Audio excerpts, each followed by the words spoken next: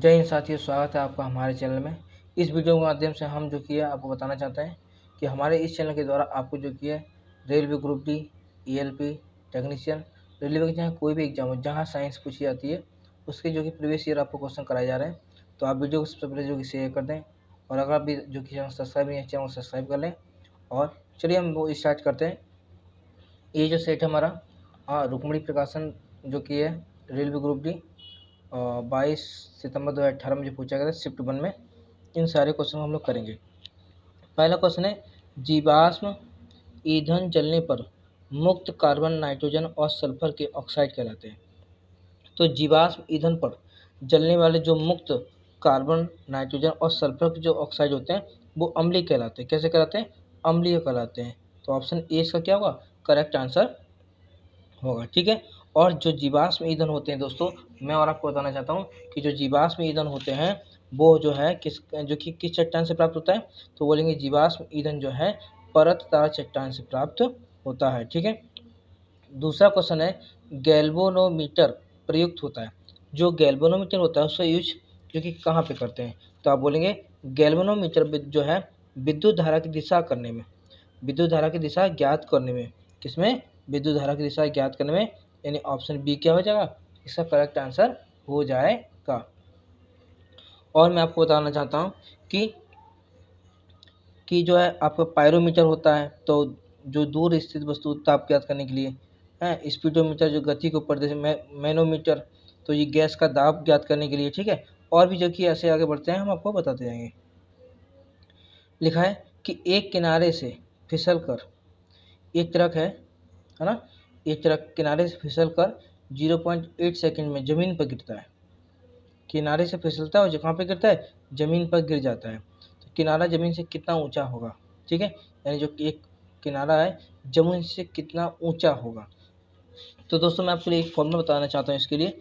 एक direct formula होता है दोस्तों, हाँ मैं वो यहाँ लिख दे रहा हूँ कि एच हाइट निकालने के लिए एच इक्वल टू होता है हाफ जी टी स्क्वायर। ठीक है। जब भी ऊंचाई की बात की तो उसमें जो कि जी जरूर रहेगा।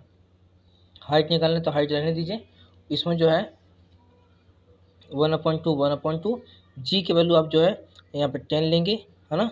और टाइम आपको जो कि बोला है 0.8 सेकेंड, 0.8 का स्क्वायर। जब इसे कट करें तो 5 बार में, है ना।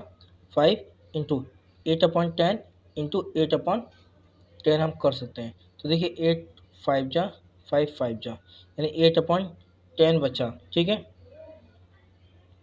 हाँ फिर देख सकते हैं 4 से 2 मान लीजिए 2 से काटते हैं तो 2 के 2 से ये 4 बार में कटेगा, 2 से 5 बार में कटेगा, 5 से 5 खत्म हो जाएगा। ये जो कि 8 चौके 32 बचे 10, यानी कर सकते 3.2 मीटर। ठीक है। किनारा कितना जो कि ऊंचा होगा? 3.2 मीटर होगा। ये ऑप्शन डी में दिया है। ठीक है। अगला है हमारा कि दो अस्थियों एक दूसरे से किसी अन्य संयोजी ऊतक द्वारा जुड़ी होती हैं।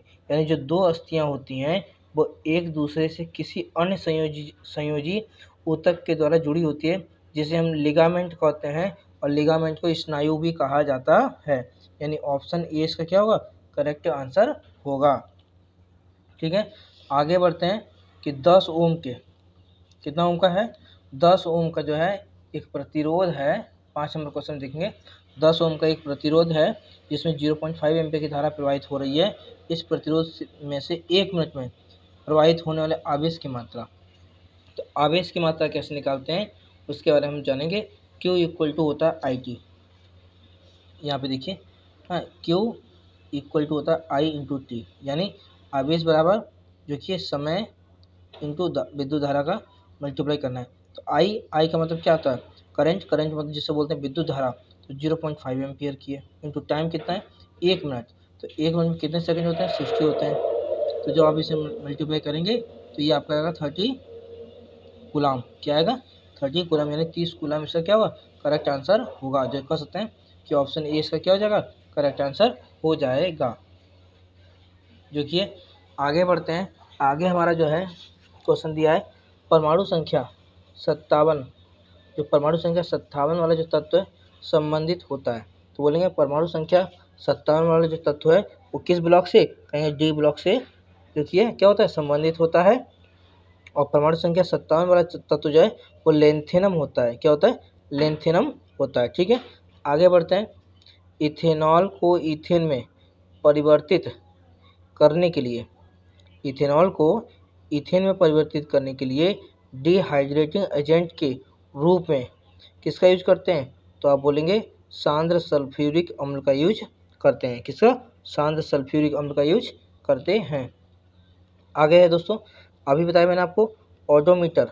ओडोमीटर का यूज जो है, ओडोमीटर का उपयोग किसको मापने के लिए जाते हैं? तो ओडोमीटर का जो है उपयोग कहाँ करते हैं? जो कि दूरी मापने में। किसमें? दूरी मापने में। ठीक है, तो आप कहेंगे जो कि ये दूरी मापने में हम इसका यूज करते हैं। ठीक है, ये आयरन ऑक्साइड का रासायनिक सूत्र क्या होता है? तो आप बोलेंगे कि आयरन ऑक्साइड का रासायनिक सूत्र क्या होता है, बताइए। आयरन ऑक्साइड का रासायनिक सूत्र होगा, बताइए कौन सा होगा? बोलेंगे Fe2O3, Fe2O3, यानी ऑप्शन बी इसका करेक्ट आंसर होगा। आगे लिखा है कि 35, 53 और 85 की परमाणु संख्या के तत्व किससे संबंधित हैं? तो जानते हैं 35 मतलब जो कि क्या 35 हुआ, चाहे ये सब जो किस ब्रोमीन की परमाणु संख्या 35 होती है। तो जान ही रहे हैं कि ये जो सब तत्व हैं वो हैलोजन परिवार के सदस्य हैं, यानी ऑप्शन इसका ये करेक्ट आंसर होगा। 35 किसका होता है? तो आप बोलेंगे बताइए। तो 35 आपका ब्रोमीन का होता है। ठीक है, और आगे भी ध्यान दीजिएगा। ठीक है, आगे देखिए, आगे हमारे क्वेश्चन है, एक सेकंड, 11 नंबर क्वेश्चन देखिएगा ध्यान से।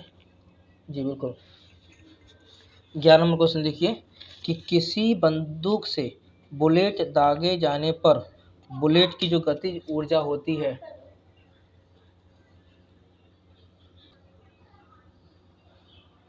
तो किसी बंदूक से बुलेट दागे जाने पर जो बुलेट की गतिज ऊर्जा होती है क्या होती है, बताइए। तो बताइए गति ऊर्जा क्या होती है? बंदूक की तुलना में क्या होगी? अधिक होगी, यानी ऑप्शन सी इसका क्या होगा? करेक्ट आंसर होगा।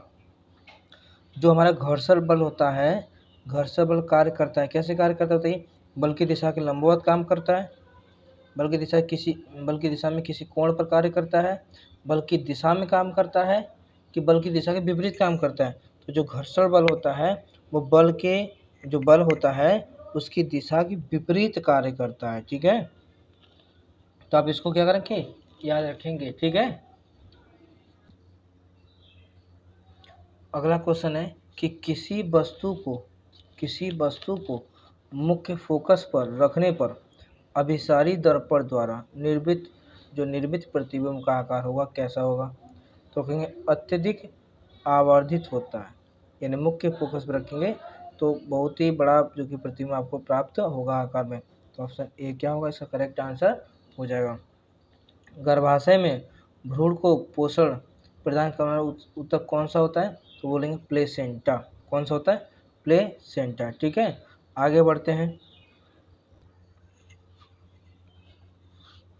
उसका देखिए क्वेश्चन कि वह विक्रिया जिसमें 10% NaCl से बिजली पास की जाती है वह विक्रिया क्या कहलाती है?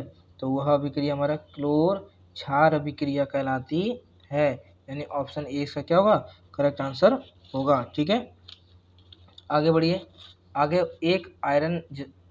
यदि एक आयरन जिस पर 1000 वाट अंकित है तो प्रतिदिन 3 घंटे चलाया जाता है, तो 30 दिनों में कुल ऊर्जा, तो कुल ऊर्जा का जो कि 30 दिनों में कुल ऊर्जा जो कि निकालने के लिए हम एक फॉर्मूले का यूज करेंगे। देखिए क्या करेंगे कि जो कुल ऊर्जा KWH में, यानी किलोवाट आवर में, तो जितना वाट होता है वो उसका मल्टीप्लाई जितने दिन होंगे और जितने घंटे होंगे उसमें 1000 से जब हम भाग दे देंगे तो जो निकलेगा, देखिए किलोवाट आवर में जो कि ऊर्जा निकालने के लिए, तो जितना भी हमारे पास वाट होगा, जितना भी वाट गुणे घंटा गुणे दिन और 1000 से जब भाग देंगे तो 1000 ख़त्म हो जाएगा, 30 या 90 होता है, यानी 90 जो कि KWH। ठीक है, यानी 90। ठीक है, और आगे बढ़ते